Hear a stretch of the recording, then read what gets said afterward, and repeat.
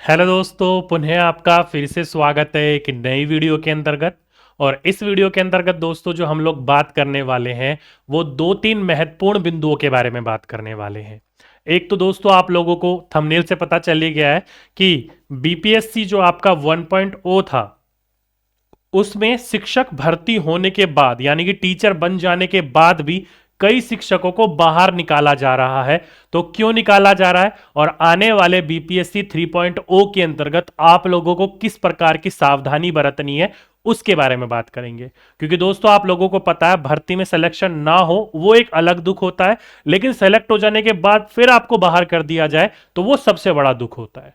तो उसके बारे में बात करेंगे। और कुछ आपको पता है कि हमारे बिहार के अंतर्गत टीचरों की काउंसलिंग चल रही है, तो उसमें आप लोगों के लिए कई टीचर ऐसे हैं जो दुर्घटना की वजह से, सड़क दुर्घटना की वजह से या अन्य प्रकार की चीजों की वजह से क्या हो गए, मृतक हो गए, यानी कि उनकी मृत्यु हो गई है। कई ऐसे टीचर हैं जिन्होंने अपना त्याग पत्र दे दिया, कहीं और उन्होंने ज्वाइन कर लिया है या फिर किसी और कारण की वजह से उन्होंने छोड़ के चले गए। और कई ऐसे हैं जो कि भगोड़े हैं, और उन भगोड़े की लिस्ट अभी कम है, लेकिन उन भगोड़े टीचरों की लिस्ट अब कई ज्यादा बढ़ने वाली है। क्यों? क्योंकि वो लिस्ट जो है बीपीएससी ने अपनी साइड के ऊपर या अलग अलग जगहों पर जारी करी है, उनके बारे में हम लोग बात करेंगे। ठीक है, तो लेकिन उन सभी खबरों से पहले एक छोटी सी खबर आप लोगों को दे देता हूं दोस्तों। वैसे तो ये आप लोगों के काम की नहीं है, लेकिन दोस्तों जरूरत है, आपके घर में या आपके मेंबर में किसी न किसी ने टीचर तो बना ही होगा, तो उसके लिए खबर बहुत जरूरी है। तो देखो दोस्तों, आपको पता है कि मिशन दक्ष की वजह से अलग अलग स्कूलों में अलग अलग प्रकार की टाइमिंग हो गई थी, किसकी? स्कूल के शुरू होने से खत्म होने तक। तो अब ठंड को देखते हुए, ठंड की वजह से इसको कहीं ना कहीं कम कर दिया गया है। अब क्या कम करा है देखो, कक्षा 1 से लेकर 8वीं तक की बात करी जाए तो अब ये जो होगा वो सुबह 10 बजे से स्कूल खुलेंगे और शाम को यानी कि दोपहर में 3:30 बजे तक स्कूल खुले रहेंगे। बस 3:30 बजे के बाद स्कूल बंद हो जाएंगे। कक्षा 9वीं और 12वीं की बात करी जाए तो 9:30 बजे सुबह स्कूल खुलेंगे और शाम 4 बजे तक आपके स्कूल खुले रहेंगे। ठीक है, तो यहां पर बात करी गई है कि पूरा का पूरा जो टाइमिंग है यहां पर बात करी गई है कि बदल दी गई है। लेकिन दोस्तों ध्यान रखिएगा, जो टीचर है आप लोगों के, वो टीचर जो है उनको सुबह सुबह अपने 9 बजे जो अपना टाइम था उस बजे आ जाना है और शाम 5 बजे तक अपने स्कूल में उपस्थित रहना है। और कहा जा रहा है इस मिशन दक्ष के लिए आपकी चेकिंग जो है वो शाम 5 बजे से लेकर 6 बजे के बीच में करवाई जाएगी। तो कहने का मतलब ये है कि बच्चों को तो यहां राहत मिली है, लेकिन टीचरों को उसी प्रकार से टाइमिंग में रहना है। क्यों? क्योंकि दोस्तों आपको पता है कि अलग अलग प्रकार की वजह से टीचरों को कार्य करने हैं या फिर बच्चों को दक्षता बढ़ाने के लिए काम कर रहे हैं वहीं पर ही।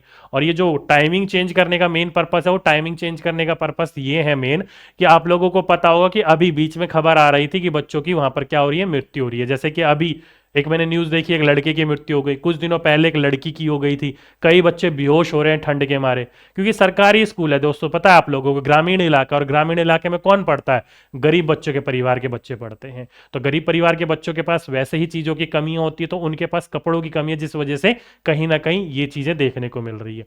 तो इसके ऊपर भी सरकारों को काम करना चाहिए। और बाकी दोस्तों एक स्कूल है हमारे बिहार का, उसमें मैं तारीफ करना चाहूंगा, जितने भी वहां के शिक्षक थे, पुराने शिक्षक, नवनियुक्त शिक्षक, सभी ने अपने सैलरी में से डिस्ट्रीब्यूशन करा, एक चंदा इकट्ठा करा और स्कूल में जितने बच्चे हैं उन सभी बच्चों को गर्म कपड़े क्या दिए, गिफ्ट किए। तो ये मैं एक बड़ी प्राथमिकता मानूंगा कि टीचर ने अपना वहां पर अहम रोल निभाया।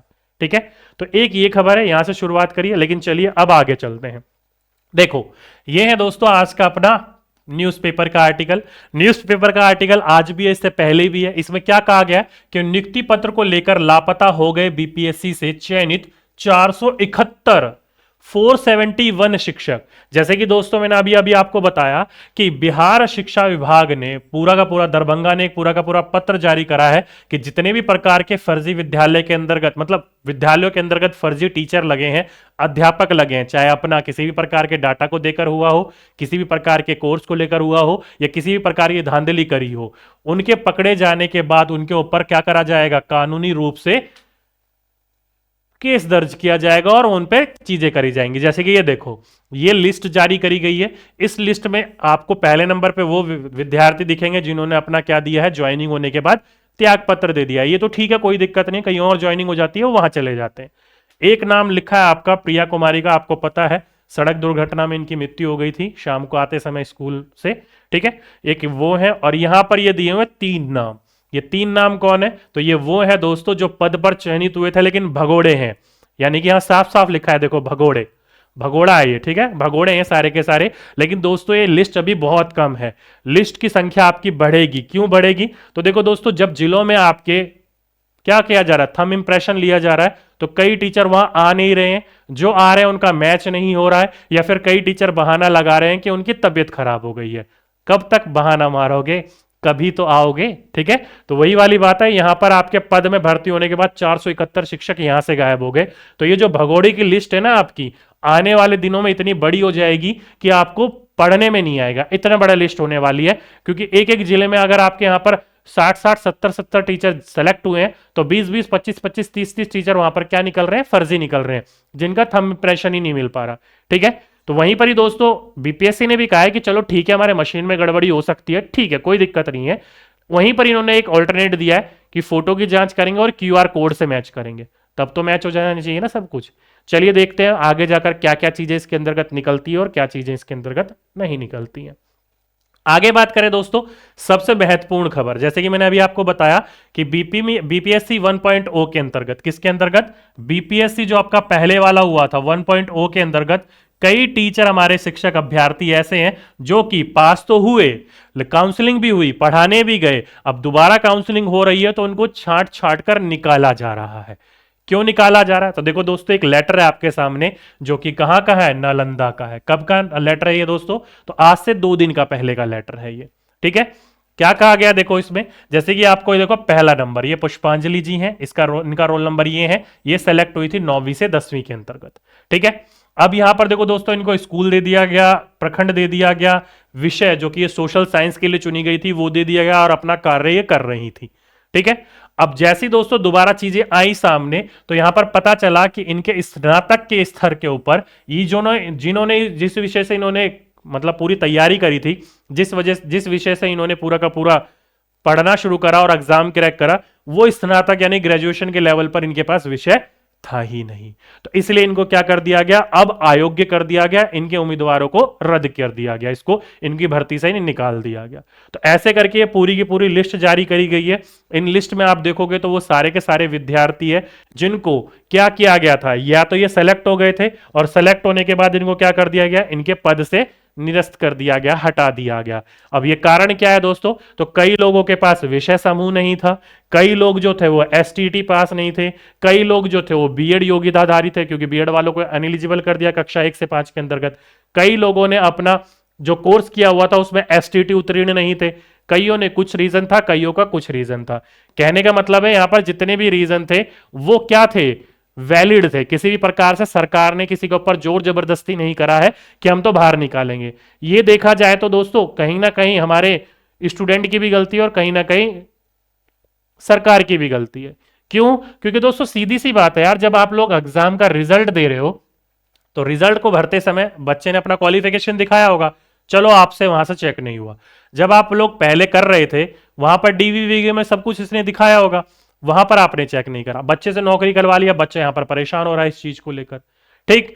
अब यहां पर देखो दोस्तों, मैं स्टूडेंट की भी क्या कहूंगा? गलती कहूंगा। क्यों? क्योंकि दोस्तों देखो दोस्तों, जब भी आपका नोटिफिकेशन आता है ना, तो नोटिफिकेशन को चीजों का आप लोग डिटेल में पढ़ा करो। आप लोग पता क्या करते हो कि सामने वाला कोई समझा देगा, हम उससे समझ लेंगे। भाई जैसे कि अलग अलग यूट्यूब चैनल है, अलग अलग कोचिंग सेंटर्स है, अलग अलग क्लासेस है, अलग अलग बड़े बड़े लोग हैं, उनसे जाकर आप जो इस चीज के फील्ड में माहिर है उनसे आप पूछते हो, तो एक टीचर या एक कोई भी चीज जो है वो कितना बता देगा? सब्जेक्ट कॉम्बिनेशन बहुत ज्यादा है, एसएसटी है, मैथ है, हिंदी है, कॉमर्स है, पता नहीं क्या क्या है।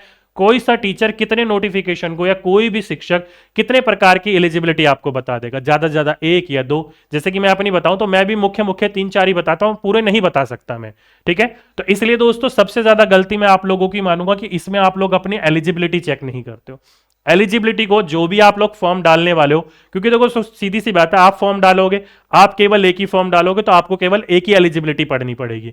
मैं आपको बताना चाहूंगा तो पूरा का पूरा जो 33 34 पेज का पीडीएफ होता है, पूरा का पूरा मुझे आपको लोगों को बताना पड़ जाएगा। तो इसलिए दोस्त आप अपनी एलिजिबिलिटी खुद चेक करो। जो भी आप सब्जेक्ट कॉम्बिनेशन चुनते हो, जिस चीज के लिए भी चुनते हो, वो आपके पास स्नातक लेवल में होना चाहिए, तभी तो आपका सब्जेक्ट कॉम्बिनेशन बनेगा, ठीक है। तो इसलिए आप एलिजिबिलिटी का रूल जरूर पढ़ा करो, नहीं तो दोस्तों सीधी सी बात है, कहावत बहुत कही गई है कि हाथ लगा लेकिन मुंह ना आया। तो तो इसलिए दोस्तों हाथ लगने के बाद मुंह नहीं आता ना, तो बड़ा गुस्सा आता है, बड़ा दर्द होता है। अब इनसे पूछो इनका दर्द क्या होगा दोस्तों, ये जो पूरी की पूरी लिस्ट देखने को मिल रही है।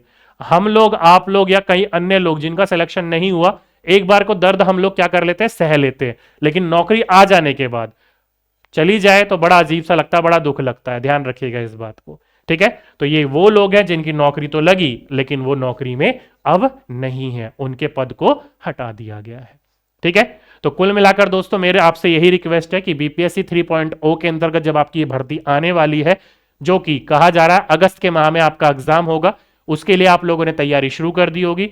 हम लोग भी आपकी तैयारी शुरू करवाएंगे 22 या 23 तारीख तक, क्योंकि उससे पहले सीटेट में हम सारे के सारे लगे हुए हैं, तब हम वहां पर अच्छी तरीके से पढ़ेंगे, ठीक है। तो वहां पर हम लोग पढ़ना शुरू करेंगे। तो उसके अंतर्गत कृपया करके जो भी हमारे विद्यार्थीगण फॉर्म डाल रहे हो, एलिजिबिलिटी को जरूर पढ़ लें, जरूर पढ़ लें, जरूर पढ़ लें, नहीं तो इसके अंतर्गत नाम आएगा ना तो बड़ा दुख होगा, ठीक है। चलिए, तो ये एक छोटी सी वीडियो थी आप लोगों के लिए कि कैसे इनका सिलेक्शन होने के बावजूद भी, इनको नौकरी मिलने के बावजूद भी, पढ़ाने के कुछ दिनों के बाद इनको बाहर किया जा रहा है, ठीक है। तो ये था दोस्तों आप लोगों के लिए एक छोटा सा अपडेट। उम्मीद करता हूं आप लोग सारे के सारे अवेयर हो गए होंगे, आगे से इस चीजों का आप लोग ध्यान रखोगे। तो आज के लिए, अभी के लिए बस इतना ही। आपसे फिर मुलाकात होगी एक नेक्स्ट वीडियो में, एक नेक्स्ट क्वेश्चन के साथ, एक नेक्स्ट अपडेट के साथ। जब तक के लिए सभी दोस्तों को धन्यवाद।